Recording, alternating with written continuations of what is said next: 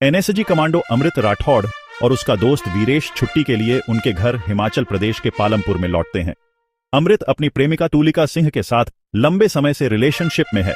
तुलिका एक शक्तिशाली व्यवसायी बलदेव सिंह ठाकुर की बेटी है।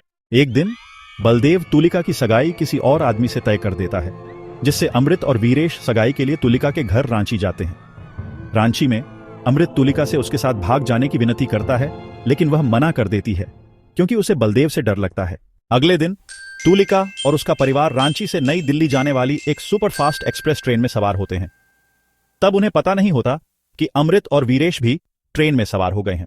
हालांकि जैसे ही ट्रेन डाल्टनगंज स्टेशन पर पहुंचती है, आधी रात 11:25 पर चालाक फनी भूषण के नेतृत्व में हथियारबंद डकैतों का एक समूह ट्रेन में चढ़ जाता है। उनकी योजना कुछ खास कोचों को लूटने और तेजी से भागने की थी। ट्रेन को लूटकर भागने की योजना के अनुसार उनका इंतजार कर रहे फनी के पिता बेनी भूषण, एक कुख्यात डकैत लीडर, और उनके गिरोह के अन्य सदस्य अगले स्टेशन पर इंतजार करते हैं। डकैती के दौरान फनी को सच्चाई पता चलती है कि बलदेव सिंह ठाकुर भी ट्रेन में मौजूद थे। उन्होंने बलदेव और पूरे परिवार का अपहरण करने का प्रयास किया, क्योंकि बलदेव बहुत पैसे वाला आदमी था। लेकिन अमृत और वीरेश ने उन पर हमला कर दिया। हाथापाई में वीरेश ने तुलिका की मां को बचाने के लिए बब्बन को मार दिया, जिससे फनी और बब्बन के बेटे रवि क्रोधित हो गए। उन्होंने बदला लेने के लिए डकैती छोड़ दी। फनी अमृत को पकड़ने के लिए वीरेश को चारे के रूप में इस्तेमाल करने की योजना बनाता है।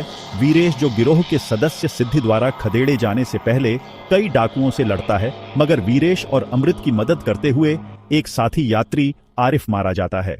तुलिका फनी का सामना करती है, जो उसे घातक रूप से चाकू घोंप देता है और उसे ट्रेन से नीचे फेंक देता है, जिससे अमृत क्रोधित हो जाता है और फिर डाकुओं के खिलाफ हत्या की होड़ में लग जाता है। उनमें से 12 को मार देता है। हैरान बेनी बलदेव से प्रतिशोध के डर से तुलिका की हत्या के लिए फनी को डांटता है। जैसा कि अमृत ने अपना उत्पात जारी रखा और फिर से उनमें से एक एक करके सबको मार डालने लगा। अपनी जान के डर से डाकू बेनी से उन्हें ट्रेन से उतरने देने की विनती करते हैं।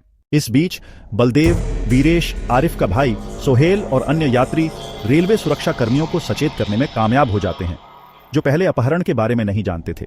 जब यात्री अन्य डिब्बों तक पहुंचने के सभी रास्ते बंद कर देते हैं, तो फनी और 5 अन्य लोग बाहर निकलने की कोशिश करते हैं, लेकिन पुलिस की गोली लगने से बाल बाल बच जाते हैं।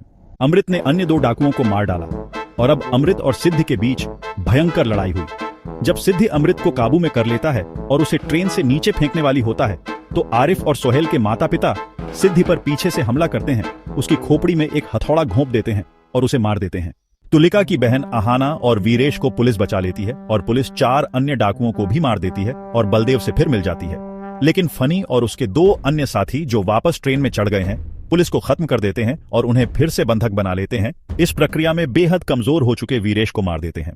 अंधेरे डिब्बे में कुछ डाकुओं से लड़ते हुए और अमृत द्वारा रवि की हत्या करते हुए अमृत को एक सामान्य यात्री के रूप में प्रस्तुत एक डाकू द्वारा धोखा दिया जाता है, बेहोश कर दिया जाता है और बंदी बना लिया जाता है।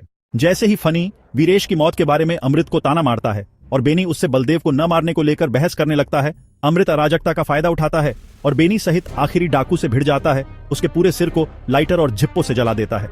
फनी तुलिका के बारे में उसे ताना मारते हुए बार बार उस पर चाकू से हमला करता है, लेकिन अमृत अंततः ऊपरी हाथ हासिल करता है, हथौड़े और मुट्ठियों से फनी को खत्म कर देता है और कुल 34 डाकुओं को मार देता है। छपरा रेलवे स्टेशन पर सुरक्षा कर्मी और पैरामेडिक्स ट्रेन में सवार होते हैं और यात्रियों को बचाते हैं। एक गंभीर रूप से घायल अमृत एक बेंच पर बैठता है और अपने बगल में बैठी तुलिका को देखता है।